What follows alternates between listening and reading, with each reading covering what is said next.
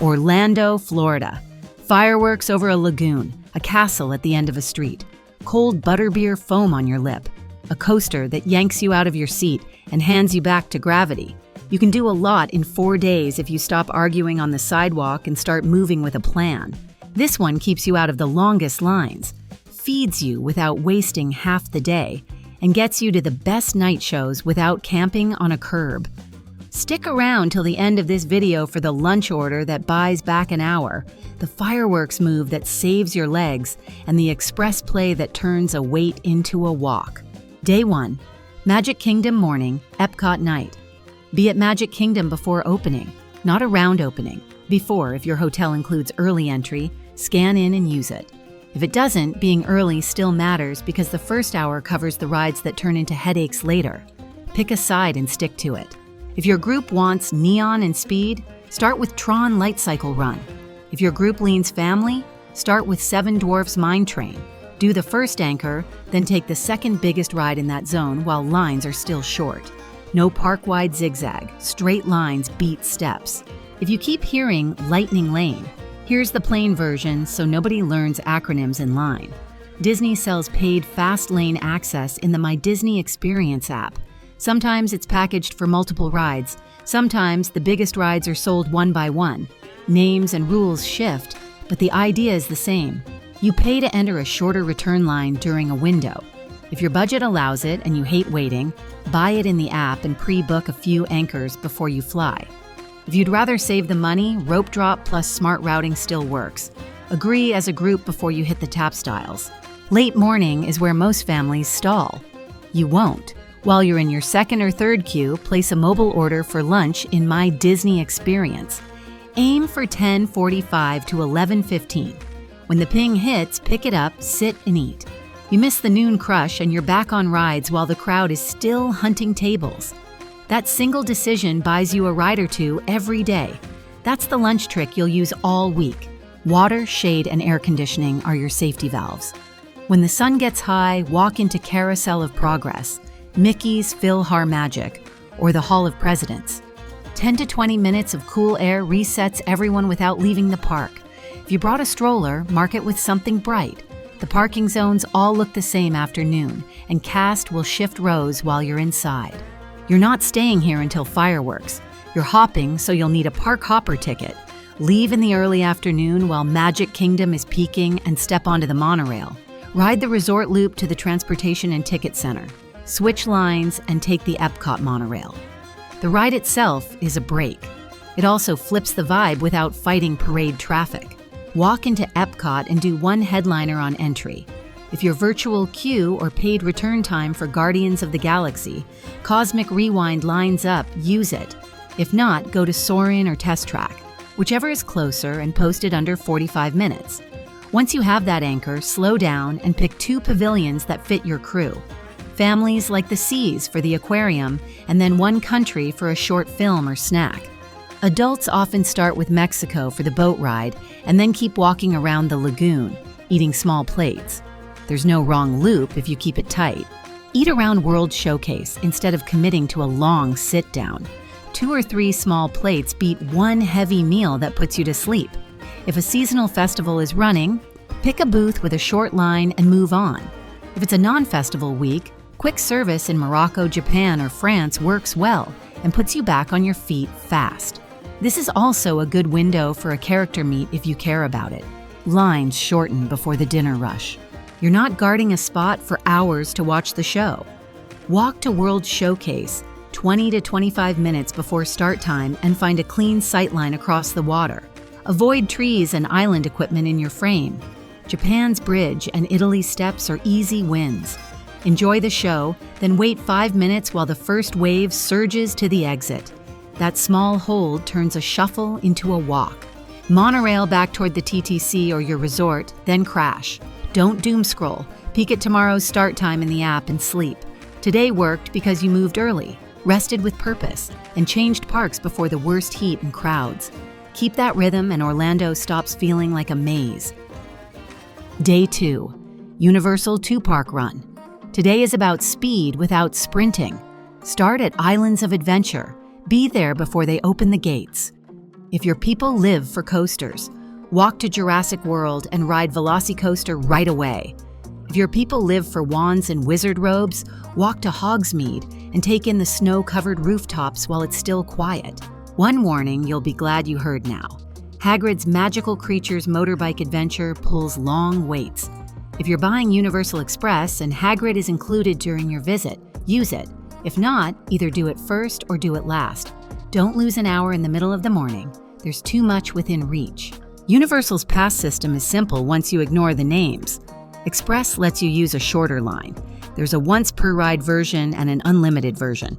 On crowded weeks, it can change your day from stood-in heat to rode what we came for. Some on-site hotels include Express. Other on-site hotels include early park entry instead. If you can swing any of those benefits, good. If you can't, you can still run this plan. Use single rider lines where offered. It will split your group for a few minutes, but older kids and adults chew through waits this way. Travel light here. Big coasters make you place bags in free lockers at the entrance. They're easy to use, but they eat time if you're not ready. Scan your park ticket to open and close. The same ticket you used at the turnstile works on the locker, so keep it in a lanyard or zipped pocket. Put phones and wallets in a zip pocket and carry a soft water bottle you can fold if a ride requires empty pockets. If your child is just under a height mark, ask for the measuring spot at the entrance so you don't wait only to get turned away at the platform. Rider swap exists for all the headliners. Staff will explain the exact steps. Keep your route tight. From the front of the park, Marvel's front row of rides is close, then Toon Lagoon's water rides, then Skull Island and Jurassic. Don't bounce back and forth. Hit what you walk past. If a posted wait looks rough, check the single rider sign. If it's open, you might be on and off faster than the board suggests. If a ride goes down for weather, step into a show or a shop and check the Universal Orlando Resort app. It updates quickly when attractions come back. Late morning is your handoff. Ride the Hogwarts Express to Universal Studios, Florida. You'll need a park-to-park ticket. The train won't board without it. The train is an attraction. It sits you down, and it drops you at King's Cross Station. Step into Diagon Alley, watch the dragon, and go to Gringotts while lines are still reasonable. Then eat. Use mobile order in the Universal Orlando Resort app. Place the order while you're in the Gringotts queue. Pick it up when the ping lands and sit for 15 minutes. That clears the worst of the noon rush and sets up a better afternoon. Now you tame the heat. The Bourne Stuntacular is cold, loud, and seats a lot of people. Transformers and Men in Black keep you inside and moving. E.T. gives you a cool, slow lap and an easy bench for grandparents. Pick 2 or 3 based on your group's energy. If you have Express, slide a headliner between them. If you don't, take a single rider shot on Mummy or Rip Ride Rocket if your crew wants one more coaster. If you only have small kids, aim at Despicable Me and then take a character break on the street. The point is to keep fun going while the sun is at its worst, not to prove a point in a 90-minute queue. Remember that interactive wand you were eyeing in Hogsmeade? It works in Diagon Alley, too. If you want it, buy it here after lunch and spend 10 minutes at 2 or 3 windows. You get the moment without losing half an hour before you rode anything. That's how you satisfy the kids and keep the plan intact. As the light drops, choose one last push. If the group still has legs, go toward Hollywood for Mummy or toward New York for one more indoor ride. If you left Hagrid for last, check the posted time at Islands of Adventure. Lines look long near close, but often move better than they read. If you're done with rides, walk out to CityWalk. Grabbing dinner here beats wandering the back of a park at closing. And you can be at your hotel faster than the folks who join a line at 9:45 and then stand in a parking structure. Book outside the last hour crush. A 6:30 to 7:15 table beats the 8:30 bottleneck. 2 small decisions keep this day smooth. Set a fixed meetup time when you split for a thrill ride so you're not chasing texts. Choose sugar with intent. A giant slush at 2 feels terrible at 3. Ice water is free at most counters. Ask for it, use it. You should sleep well tonight. You covered 2 parks without sprinting. You did the big things at the right times, sat in the right places, and skipped the worst lines. Tomorrow changes parks again and keeps the same rhythm. Early wins rides. Midday is for shade. Evenings pay off without camping. Day 3. Hollywood Studios morning, Animal Kingdom dusk. Get to Hollywood Studios early. Not because it's trendy, because it's the clean way to do the headliners back-to-back without standing in the heat. If your group leans Star Wars, walk straight to Galaxy's Edge and ride Star Wars, Rise of the Resistance first. If you see a paid return option in the My Disney Experience app and you hate lines, grab it the night before and use it now. If your group leans family, Slinky Dog Dash is your opener. Either way, ride the second anchor on your side before you leave the area. Don't ping-pong from Toy Story Land to Sunset and back. Tight loops beat long hikes. Repeat the early lunch move from day 1, mobile order for around 11, so you're riding while everyone else is queuing to eat. After you eat, cool down on the shows that exist for this moment. Indiana Jones resets legs and gives shade. The Frozen sing-along is air-conditioned and makes kids forget they're tired. Star Tours spins you indoors with short waits during the lunch hour. That's your midday rhythm here. Show, sit, one indoor ride, water, repeat. If you've got thrill fans itching for drops, stack Tower of Terror and Rock and Roller Coaster on Sunset. If the coaster is in refurbishment or posting a scary number, check the single rider line or circle back later after the late afternoon push. Families with a stroller can swap on these, just like at the other parks. Ask the cast at the entrance and keep moving. By early afternoon, you're leaving. You'll hear, "Stay for the nighttime show," but that's not the play today. There's a better sunset somewhere else. Walk out, get in the car or on the bus, and go to Animal Kingdom. This is the best animal timing of the whole trip. Late day is cooler. Animals move. The light works for photos without blown-out sky. Enter Animal Kingdom and go straight to the safari. Lines are lighter after the morning rush, and the animals are more active. Late-day trucks see more movement around the watering holes than a high-noon lap. After the truck, slow your pace on the walking trails. Gorilla Falls on one side, Maharaja Jungle Trek on the other. Pick one and take 10 unhurried minutes at each overlook. You'll see details most people miss because they were sprinting to the next ride. Now lift the pressure. If you have a paid return window for Avatar Flight of Passage, use it as the sun starts to drop. If you don't, check the posted time. It usually looks awful midday and slides near dinner. Navi River Journey is a calm reset if you need a pause. If your group is younger or you're done with queues, drop into Festival of the Lion King. It's indoors, paced right, and gives you a break without wasting the evening. Eat when your feet tell you. Quick service here works because the seating is greener and quieter. Grab something near where you are and stay present. As night lands, Pandora glows. You don't have to be a photographer to make it look great. Let the crowd chase one more lap. You'll get your shots and walk out without a crush. You're not waiting for a big fireworks exit. Walk toward the front 15 to 20 minutes before official close, catch the Tree of Life Awakenings once if it's running, and call it.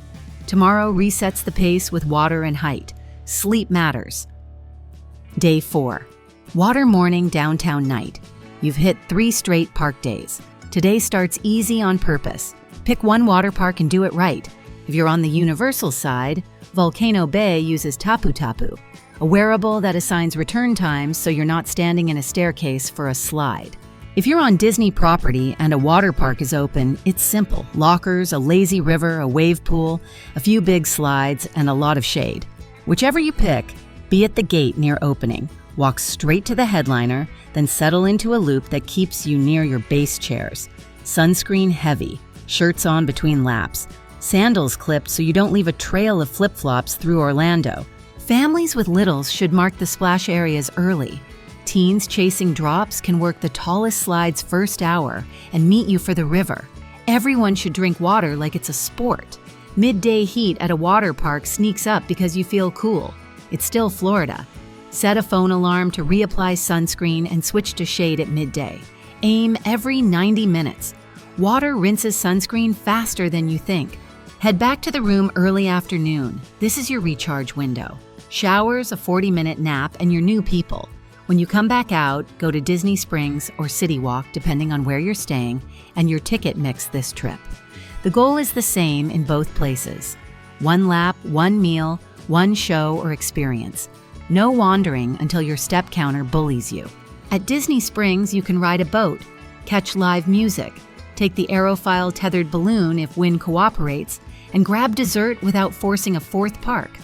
Mobile order in the My Disney Experience app still helps for popular counters, and waiting 10 minutes on a bench beats hovering near a table hoping someone leaves. If a table service spot is a must, book it a few days ahead and aim off-peak. At Universal's CityWalk, mini golf, a movie, or a calm table away from the exits lets you skip the post-park surge and end the day without noise. Use the same dinner timing you used last night to avoid the exit pileup. If you have kids with energy to spare, carve out one last small win. The Springs has splash pads and wide walkways. CityWalk has open plazas for a 5-minute run.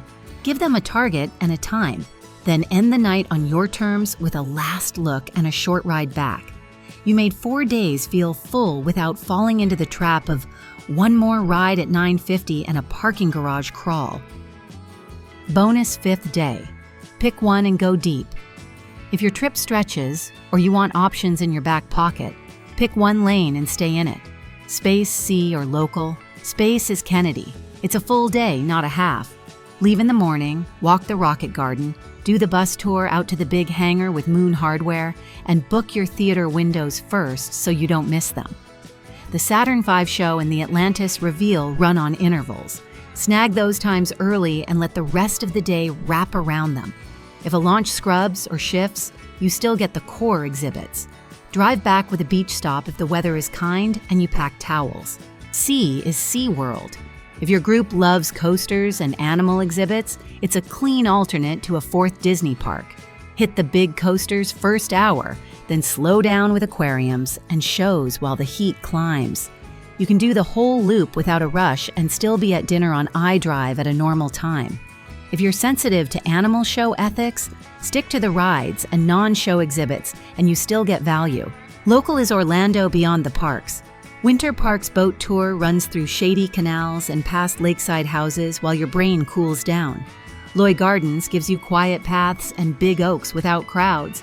Lake Eola downtown gives you swans, skyline shots, and a walk that doesn't feel like a theme park lap. Buy parking at the kiosk first at Loyu on event days. They ticket fast. There's no wrong pick. The only wrong move is mashing them into a mush you rush through. Choose one, go deep, and come home happy. You didn't come to Orlando to stand in lines and argue about acronyms. You came to move, ride, eat, have fun, and still have energy after dark. And like I always say, leave one thing undone on purpose. A ride you walked past, a pavilion you didn't explore, a dessert you didn't chase. That's your reason to plan the next 4. Now you know how to make them count.